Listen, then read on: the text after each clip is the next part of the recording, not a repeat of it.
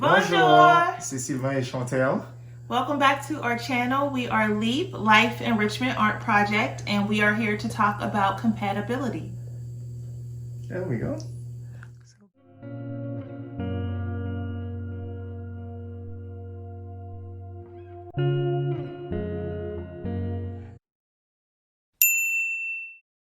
So what does it mean? How do you know when you are compatible with someone? That's what we're going to discuss today. It's not just about love, because you can love someone and be in love with someone who's not compatible with you, but still stay in that relationship because you felt like you've invested so much time. Compatibility for me is how you foster love, how you grow in love, right? So it's like a catalyst to it. You have two big components to me that you have to look at. You have the non-sexual intimacy and the sexual intimacy. Non-sexual intimacy, you can look at intellectual intimacy.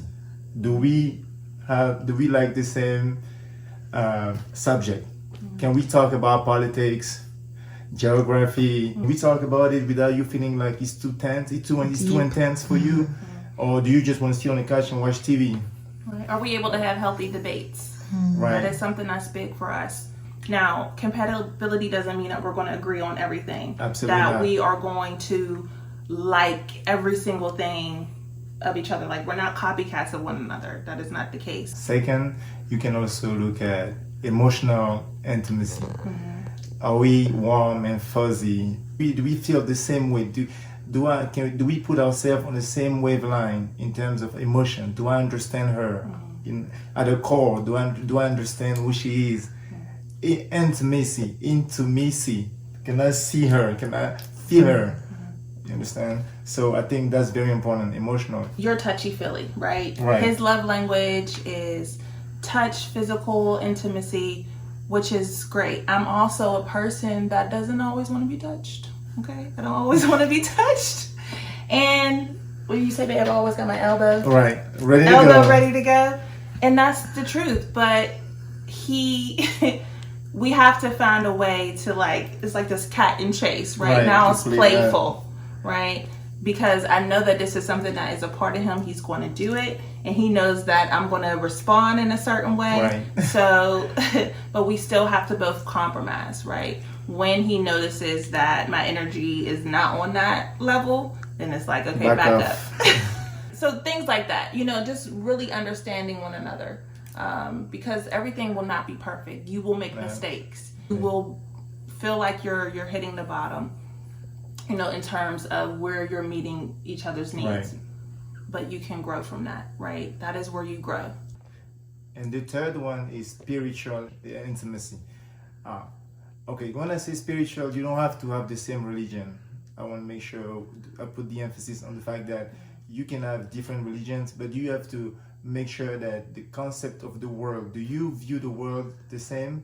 Or do you see the world the same? Make sure you're in tune in terms of spirituality, because that will go a long way. Spirituality, in a sense, means that you believe in something greater than yourself, right? So when you think about having a family, growing a family, talk about that. Talk about what you're going to teach your children.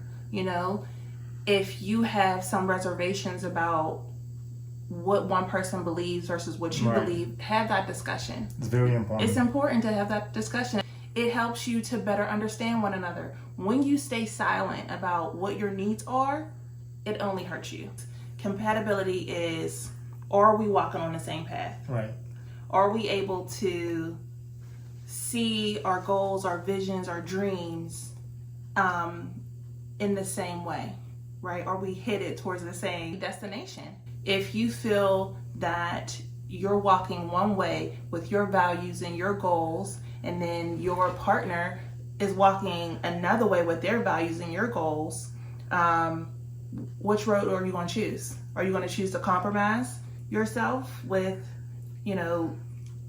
dialing back on your values and virtues, which is not healthy. Right. It's not healthy. It's not a healthy thing to do. Not at all. And if you need to part ways because you're going on two different paths, then that is the journey that you need to take. Those are the non-sexual intimacy. Those are the indicators that you can look at from a non-sexual standpoint. Now, the last but most important for some people will be sexual intimacy. So when you talk about sex, it's important to have those conversations so you can see if you on the same wavelength.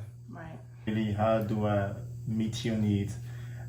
What do I need to do to understand how to fulfill you, how to love you the way you want to be loved?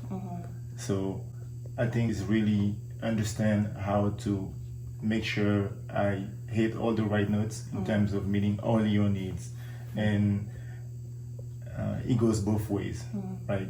Because if I do that for you and you don't do it for me, then we have a problem. Somebody needs are met.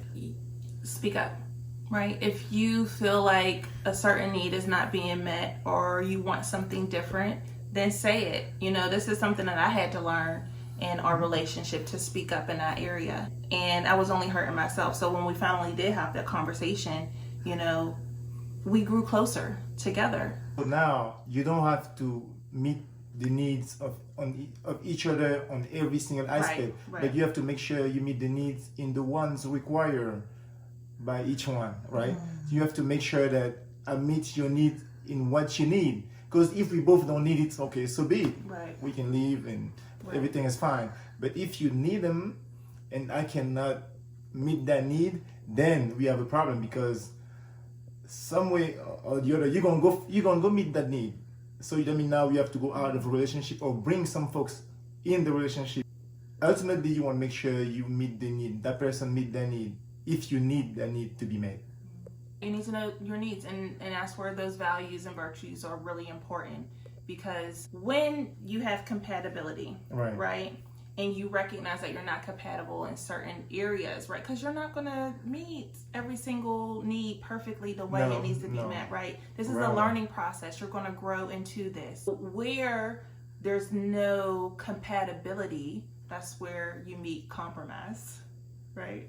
Absolutely. You learn to compromise, right? Come to a consensus on something. It doesn't mean that you're sacrificing who you are or your values. No. But you're learning that this is not an I process. No, it's a we process. Any relationship without reciprocity will die. It's just a matter of time. Right.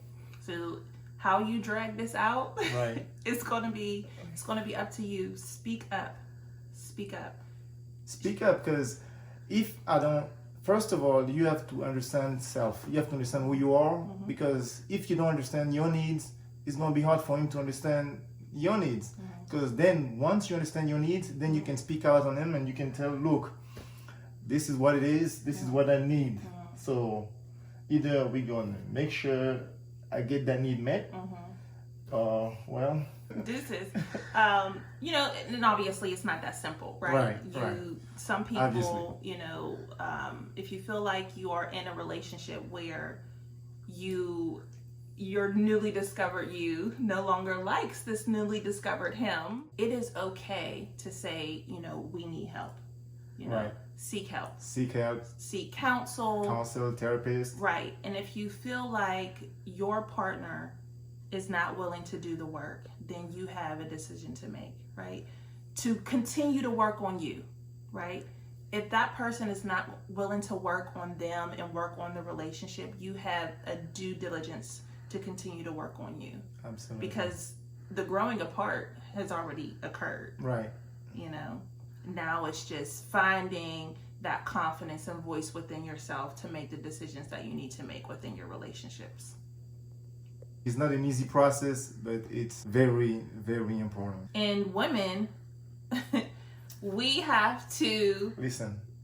Yes, we have to listen, because he will tell you exactly what he wants in the beginning. And if we, as a woman, spoon feed him to say, this is exactly what you need to do for me in order to love me the way I think I need to be loved, well, he may do that, but you'll know it's real when he steps up, right? When he shows consistency. When he takes what you give him, what you give him, and he makes it his own. right? That Right. he is putting attention and detail and sacrifice into developing. Himself. Yeah. Right. He's going and he's doing the work and understand what it takes.